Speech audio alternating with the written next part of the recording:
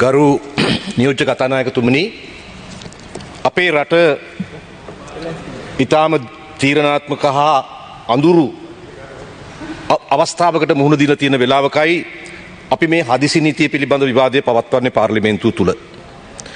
මේ පාර්ලිමේන්තුව තුල තිබිච්ච ජනාධිපතිවරණයේදී අපි ප්‍රකාශිතවම ඡන්දය පාවිච්චි කළේ ඩලස් අලහප්පෙරුම මැතිතුමාගේ ජයග්‍රහණය වෙනුවෙන් විපක්ෂයේ අනිත් සියලු පාර්ශ්වවත් සමග එකට එකතු වෙලා. නමුත් ඒ ඡන්දෙන් ජයග්‍රහණය කළේ රනිල් වික්‍රමසිංහ මැතිතුමා. ඩලස් අලහප්පෙරුම මැතිතුමා දින නම් සර්වපාක්ෂික පාලනයක් කරා සුජාතභාවයක් සහිත පාලනයකින් මේ අන්තර කාලයේත් මේ අර්බුදකාරී කාලය පහු කිරීම තමයි අපේ බලාපොරොත්තු වුණේ. අපි හිතුවා ඒක තමයි සුදුසුම උත්තරේ කියලා. මේ උත්තරේ අපි මුලින්ම යෝජනා කළේ හිටපු ජනාධිපතිතුමාට අප්‍රේල් මාසේ 8 වෙනිදා පහුගිය අප්‍රේල් මාසේ 8 වෙනිදා ලිඛිතව. නමුත් එතුමා ඒක සුදුසු පරිදි පිළිගත්තේ නැහැ. මේ වගේ තත්වයක්, මේ වගේ අර්බුදකාරී තත්වයක් කළමනාකරණය කරන්න පුළුවන් සුජාතභාවයේ තියෙන පාලන තන්ත්‍රයකට. මම හිතන්නේ නැහැ මේ ඇති කරගෙන තියෙන පාලන තන්ත්‍රයට නියමිත ප්‍රමාණයට ඒ සුජාතභාවය සමාජය තුල තියෙනවා කියලා. හැබැයි නියමිත පරිදි සුජාතභාවය තිබුණත් නැතත් මේ පාලනයේ නීති අනුකූල පාලනයක්, ව්‍යවස්ථානුකූල පාලනයක්. අපි කැමති වුණත් නැතත් ඒ පාලන තන්ත්‍රය තමයි අද මේ රට පාලනය කරන්නේ. දැන් මේ රටේ ජනතාවට ඇති වෙච්ච මෙතන බොහෝ മന്ത്രിතුමන්ලගෙන් කියුණා ආණ්ඩු පක්ෂයේ විපක්ෂයේ, මම ඒක නැවත නැවත කියන්න කාලය ගන්නේ නැහැ.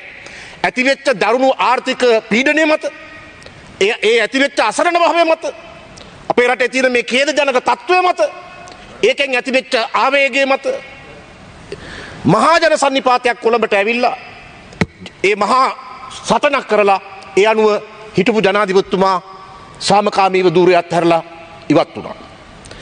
දැන් ගෝටා ගෝ හෝම් කියලා තමයි මේ සටන පටන් ගත්තේ. ඒ ගෝටා ගෝ හෝම් කියන සටනට සමාජයේ යම්කිසි අනුමැතියක් තිබුණා අර කියන පීඩාකාරී තත්ත්වයේ හේතු කොටගෙන. සහ ඒවට කඩිනම් විසඳුම් ලැබෙන බවක් නොපෙනෙනකොට ඒ හේතුව මත මහා ජන සන්නිපාතයක් විසින් ඒ අරගලය ගෙනිච්ච. හැබැයි ඉතින් ගෝටා ගෝ හෝම් අපි හිතුවේ ගෝටා ගෝ හෝම් වුණා මේක ඉවර වෙනවයි කියලා. දැන් බැලුවම එහෙම නැහැ. දැන් මෙතන කතා කරා මට කලින් අපේ සරත් පොන්සේක මැතිතුමා. දැන් නම ඊළඟ නම එනවලු තව කෙනෙක් ගෙදර යවන්න. එයා ගෙදර යවුවම ඊට පස්සේ දිනේෂ්ට සිද්ධ වෙයිලු ජනාධිපති වෙන්න. යකෝ මේක මලකූලමක් නේ. ගෝටා ගෝ හෝම්, ඊට පස්සේ රනිල් ගෝ හෝම්, ඊට පස්සේ දිනේෂ් ගෝ හෝම්. ඊට වඩා ලේසි කාවද ඕනේ කියලා කියන්නේ. අපි යාව ජනාධිපති කරන්නකො මේ කරදරෙන් බේරෙන්න. මේක වෙන වැඩක් කරන්න හම්බෙන්නේ මේ රටට සාමෙන් හුස්ම ගන්න ඕනේ නැද්ද? දැන් ගෝ හෝම් කියලා කිව්වම ඊයා. දැන්වත් මේ රටට මේ ආර්ථික අර්බුදයෙන් ගොඩ එන්න සටන් කරන්න දෙන්නේ නැද්ද? මේ අලුත් ප්‍රවණතාවයක් අදා.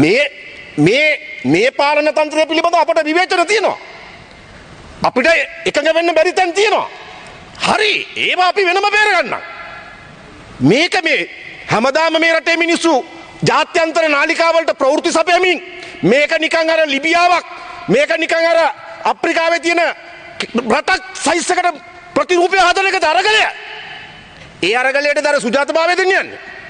මෙතන තියෙන්නේ ගරු නියෝජ්‍ය කතානායකතුමනි, ලක්ෂ සංඛ්‍යාත මිනිසුන්ගේ සාධාරණ ආවේගය මම කවදාකවත් ගරහන්නේ නැහැ. එතන හිටපු අව්‍යාජ තරුණ දූ දරුවන්ගේ අව්‍යාජ අරගලයට මම කවදාකවත් ගරහන්නේ නැහැ. තේරුම් ගන්න, මෙතන තියෙන්නේ රාජ්‍ය බිඳවැටවීම. මේ තියෙන්නේ රාජ්‍ය බිඳවැටවීම.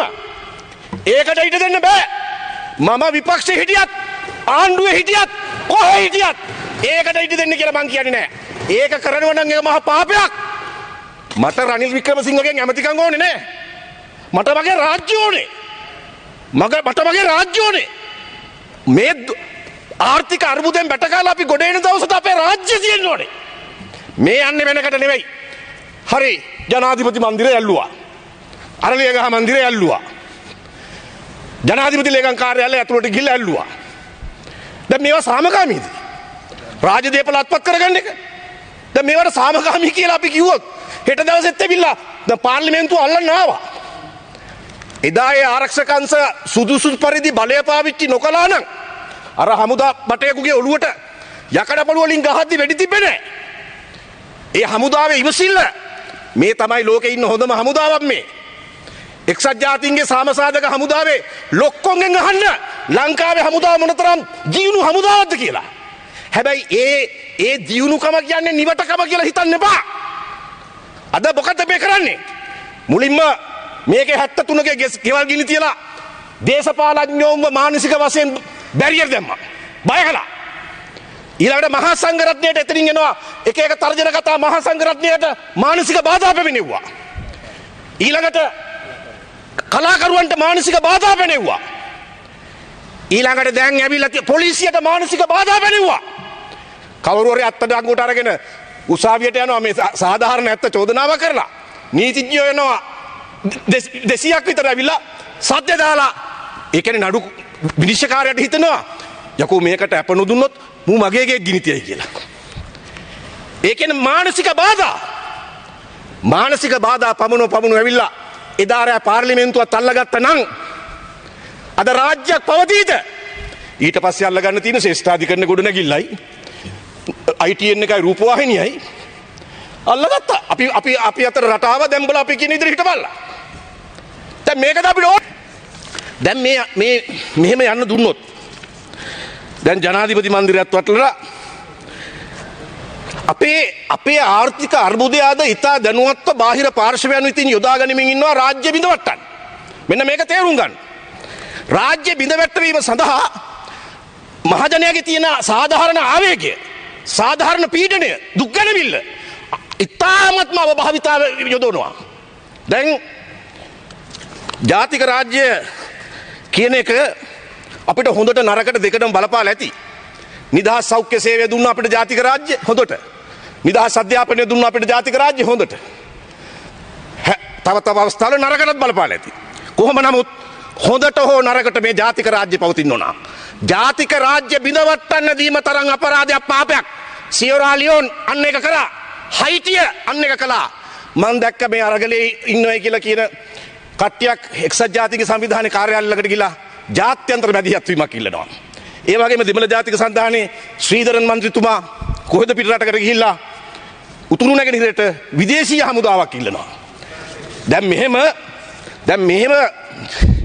මෙහෙම වුණොත් මේකට ඉඩ දුන්නොත් තව ටික දවසකින් මේක එනවා උතුරේ හමුදා කඳුරු ගාවට.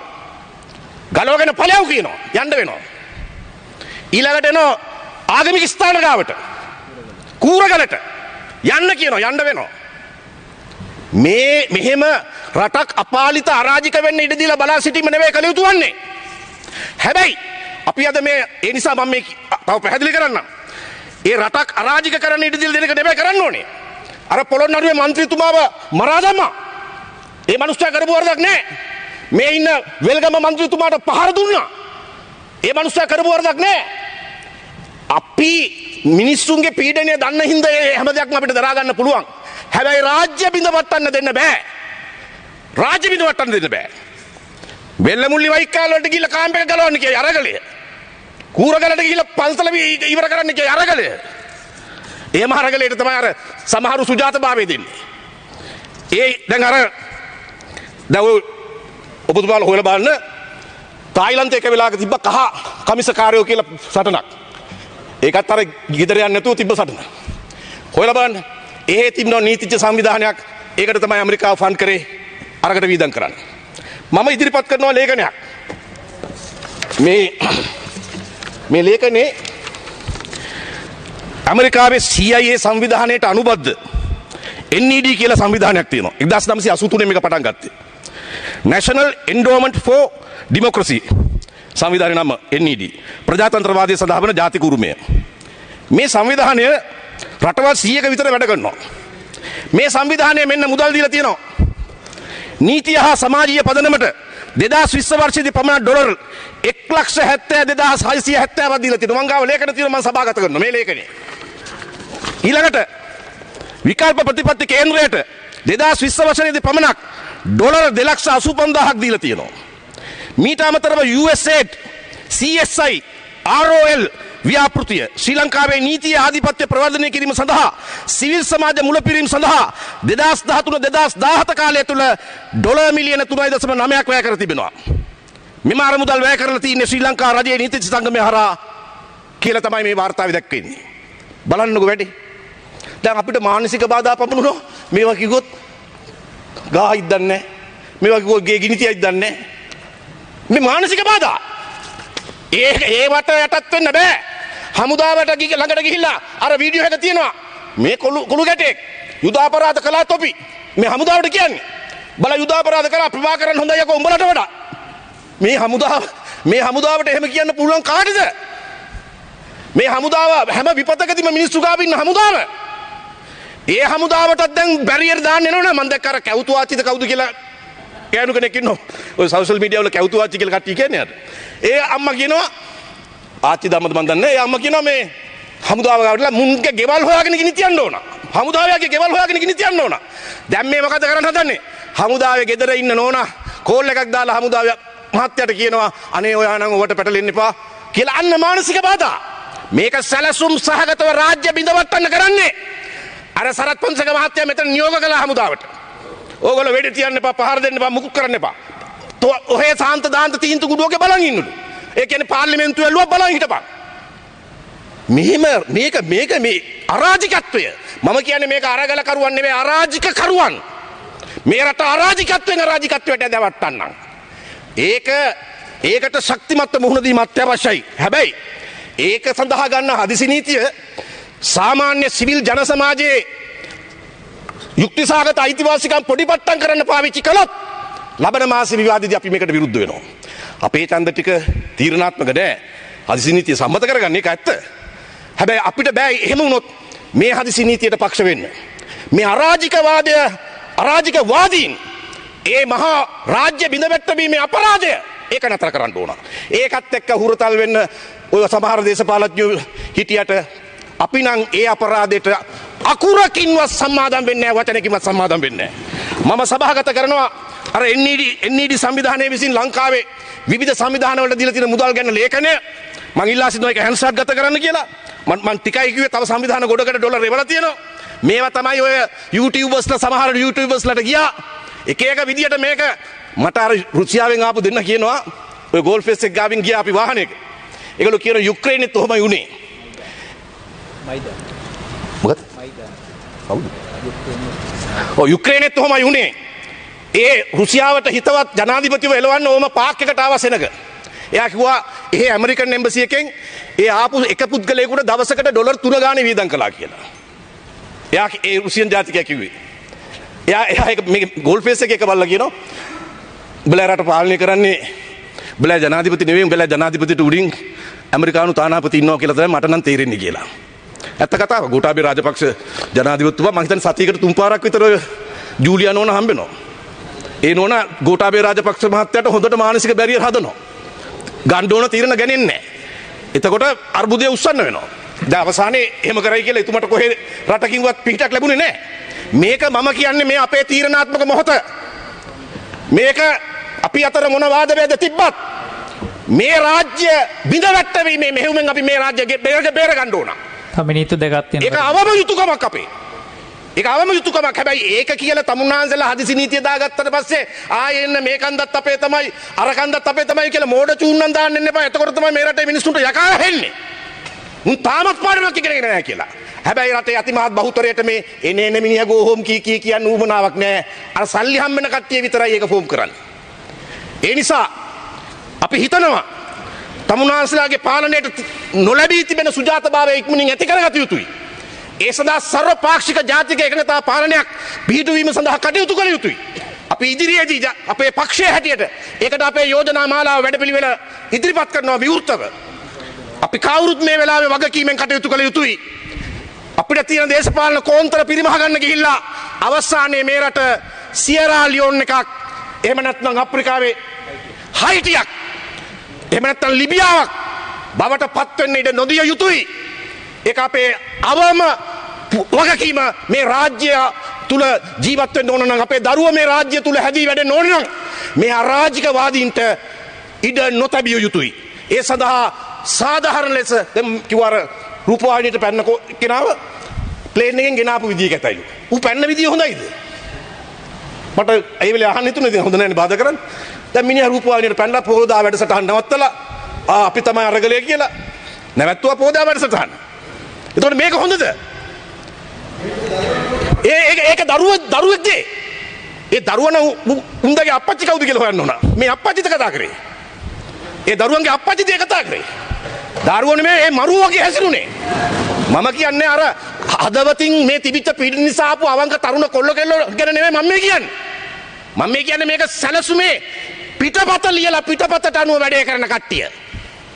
ඒක නිසා ඒ දරුව වරද්ද ගන්න එපා. ඇත්ත දරුවෝ ටික. මේ මරුව. ඒ නිසා දැන් අර එක පක්ෂික නායකයෙක් කියලා තියෙනවා විවස්ථාවෙන් පිට බලය පිටවන්න ඕනේ. හොඳටදී මේක තමයි යට තියෙන එජෙන්ඩා එක. රාජ්‍ය බිඳවට්ටනවා අනීතික බලයක් පිටවනවා. මේක සීසී කඩ අරාජික වෙනවා. ඊට පස්සේ උතුරු නැගින්න වෙන් කරනවා. මේක තමයි සලස්ම මේක තමයි ප්ලෑන් එක. මේ ප්ලෑන් එකට නම් ඉඩ දෙන්න එපා. මේ ප්ලෑන් එකට ඉඩ නොදිය යුතුයි. ඒ සඳහා එකමුතුව කැපවීමෙන් කටයුතු කළ යුතුයි. ආරක්ෂක හමුදාවට පොලිසියට අපි කියනවා ඔබ රාජ්‍ය රැකගන්න. ඔබ ඉන්නේ එකට. ඔබ අපිව රැකගන්න ඕනේ නැහැ.